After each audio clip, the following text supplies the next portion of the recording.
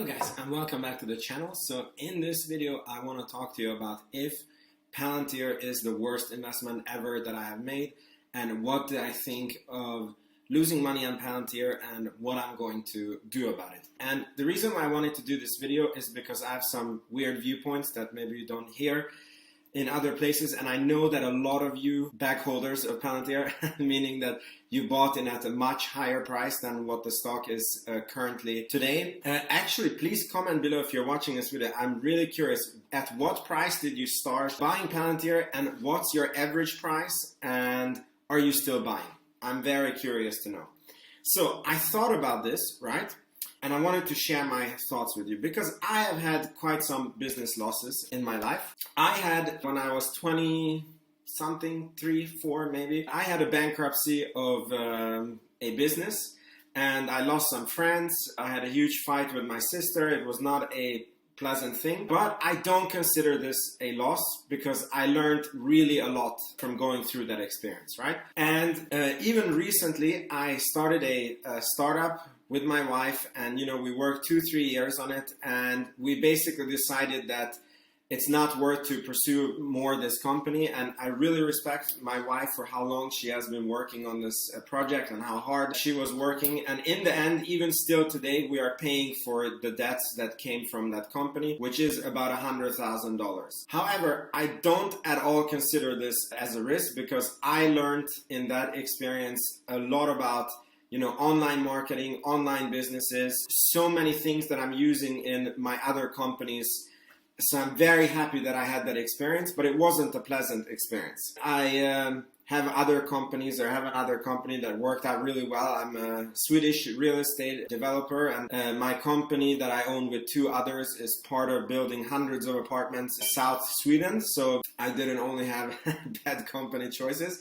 But the point that I'm trying to make is that the biggest loss that I have made is actually Tesla. And the way I made that loss is I was somehow not mentally ready to invest in stocks. I had too much going on at my companies, but I found Tesla in 2013. I watched every video about Elon Musk. I understood the product. I understood what they were going for. I understood that they were going to be the future.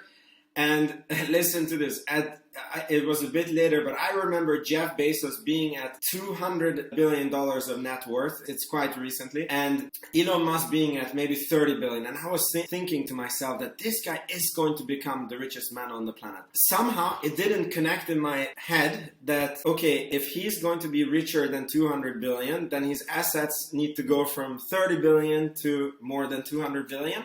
And that means that his assets are going to 5x, and what are his assets? SpaceX, Tesla, and I don't understand how it didn't connect. I saw the community that was behind Tesla. I saw YouTube channels coming up that was only discussing Tesla, and they were having many views.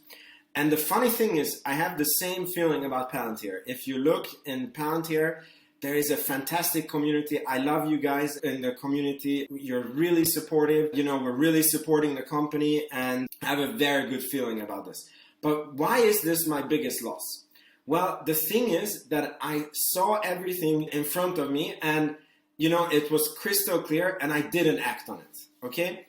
And why am I telling you this? The thing is, if you join our Patreon, $5 a month, you support the channel, and you get access to all my stock calculations. And I made one for Palantir as well. Basically, when I look at this table, because I analyze, I want to say quite many, but I'm a relatively new channel, and yeah, I only analyzed whatever. I didn't analyze all the stocks in the stock market, but on the ones that I have analyzed, by far, Palantir is the best risk reward. It's the one that I'm super sure about and I really like. And if you look at this table, here you can see my thoughts about their revenues. This is the years, obviously. And I care about 2025 and 2030. And maybe I need to make myself smaller so you can see. And basically, if they grow revenue 30% per year, and this might be a bit aggressive, and I don't actually know if they can keep continuing 30% per year up to 2030. I'm really certain they will do it up to 2025. So Obviously, the longer we are in the future, the least certain this becomes. And I assume that they're going to have a operating margin of 25%. If they, adjust for stock-based compensation, they're already at around 30%, except for the last 2 quarters. So I'm way under calculating it. I believe last quarter they were 27%, and they're guiding for 20% in this quarter. However, they are guiding that the year will end on 27%, which means that they will have significantly higher operating margin in Q3 and Q4. So keep that in mind. So I feel that it's a very pessimistic calculation here. Then we have the stock-based compensation issue. I know so many people have issues with this. And I believe in Alex Karp when he says that they didn't know that they were going to IPO or DPO. They did a DPO. Basically the same thing. I just don't want to go into the technicalities of it. And then at that time, they decided on a lot of packages. That's the dilution that is happening now. And he said that this will normalize. And there was a very sharp decline in stock-based compensation, even from Q4 to Q1. And I basically started counting with the stock-based compensation as a normal company, like how Apple or Netflix would. This is still on the high side, by the way, but I am thinking with it in the calculation. Basically, I count with a 57 PE, and that's because of the growth rate, because I think it's fair to pay, if you have a 30% growth rate, I think 60 PE is a very fair price to pay. I lowered it a little bit, and basically with this calculation, in 2025, you will have a market cap of around 63 billion. And if you divide it back with how many stocks there are, it's a $27 stock price. And if you want a 30% return in 2025, then the stock price should be 9.34 today. Obviously, it's a lot lower than that.